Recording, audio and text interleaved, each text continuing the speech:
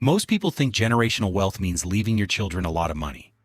The families that remain rich for 5, 6, 7 generations often do something almost the opposite. They spend decades making sure their descendants never receive the fortune in one piece, because the moment a fortune becomes an inheritance is also the moment it becomes most vulnerable. These are the 7 levels that turn someone's money into something capable of surviving them. Level 1, earned money. At level 1, the money is tied entirely to you. When you die, it must transfer. And that transfer is the problem. Above the federal exemption threshold, 40 cents of every dollar goes to the government at death.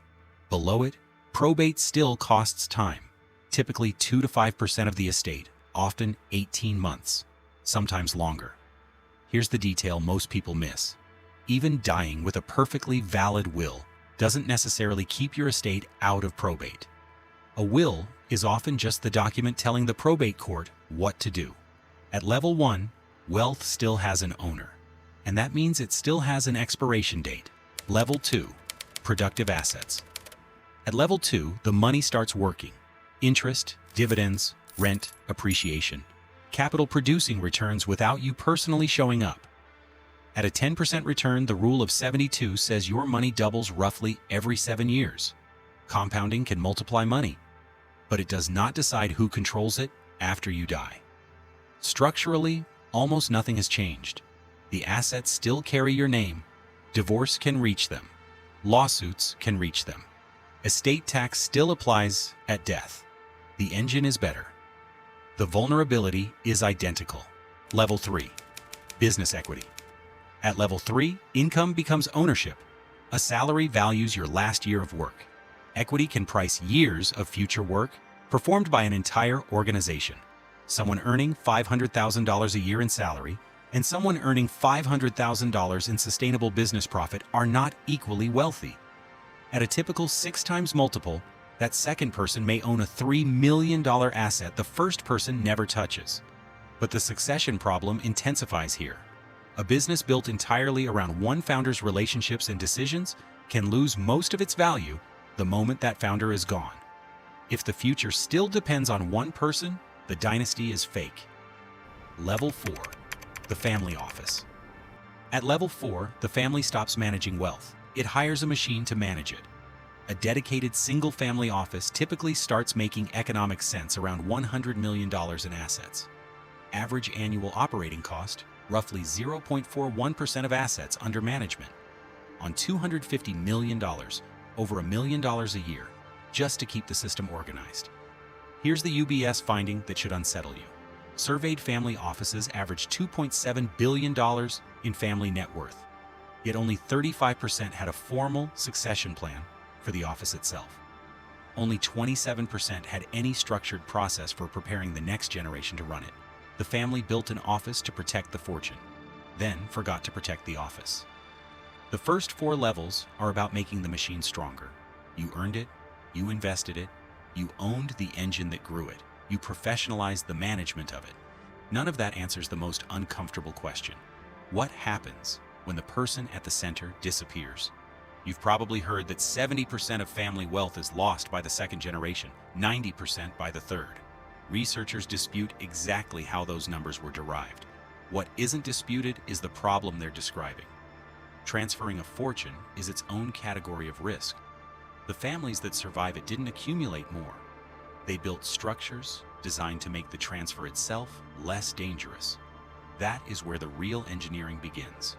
Level 5, trust architecture. This is the most important jump in the entire ladder. A trust splits apart 3 things ordinary ownership bundles together. Who creates the arrangement, who legally holds the assets, and who benefits from them. A grantor sets the terms. A trustee holds the assets. A beneficiary receives the benefit, without necessarily owning or controlling the thing underneath. Spendthrift provisions can prevent an heir from selling or pledging their future distributions. The trust hands them a hotel key, not the deed. Properly structured, irrevocable trusts can move assets outside the taxable estate and, depending on jurisdiction, outside the reach of an heir's creditors or divorce.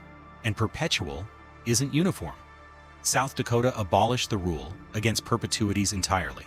Nevada allows trusts to run 365 years. Alaska permits 1,000.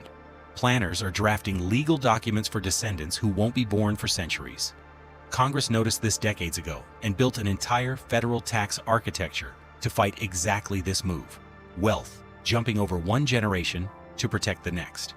Currently, a $15 million exemption per person, taxed at 40% above it. Even here, nothing is magic. Trusts do not eliminate taxes. They redirect control, risk, and timing. The trust doesn't give the heir the money. It gives them the benefit of the money, while protecting the money from the heir. Level 6. Institutional capital. At level 6, the capital stops needing a living owner at all. This is the strangest bargain on the entire ladder. The money survives by no longer belonging to the family at all. The Rockefeller Foundation was chartered in 1913 with roughly $100 million. Its most recent filing shows approximately $6.4 billion in total assets. This is not Rockefeller family spending money.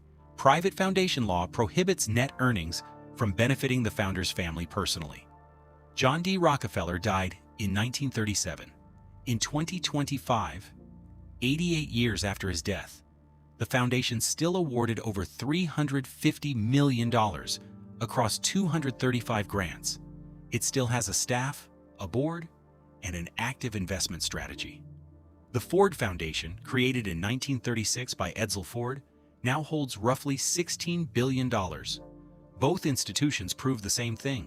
Capital can be permanently separated from the lifespan of the person who created it, but only by giving up private ownership of it entirely.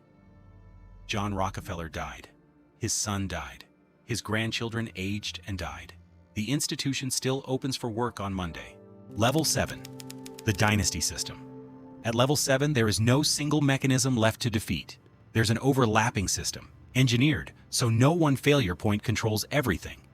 Forbes now estimates the combined Rockefeller family fortune near $12.5 billion, spread across a seventh generation.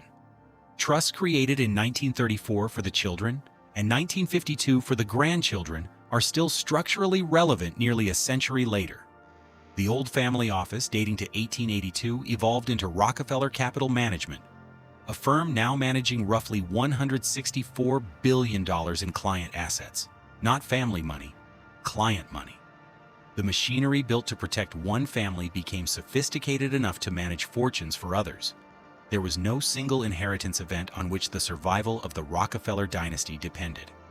Compare that to the Waltons, America's wealthiest family, worth an estimated $520 billion, still holding roughly 41% of Walmart stock through family entities. In 2020, Walton Enterprises transferred 14% of Walmart's outstanding shares into a family trust, not to sell the company, but to manage exactly how ownership concentrates and disperses over time. Rockefeller diversified away from a single asset.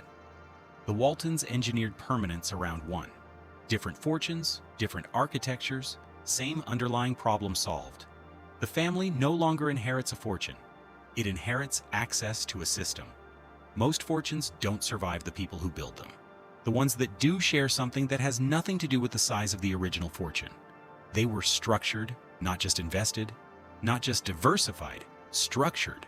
Trusts that separated ownership from benefit. Institutions that could outlive individuals. Systems that required no single inheritance event to survive. At level 1, a person owns wealth. At level 7, a structure manages wealth while generations of people rotate through it. The family no longer inherits a fortune. It inherits access to a system. And the system has no natural lifespan. That is the difference between wealth that lasts one generation and wealth that lasts 7. Not how much was made, what was built around it. Subscribe if this landed. Every week I break down the machinery behind things that look simple from the outside.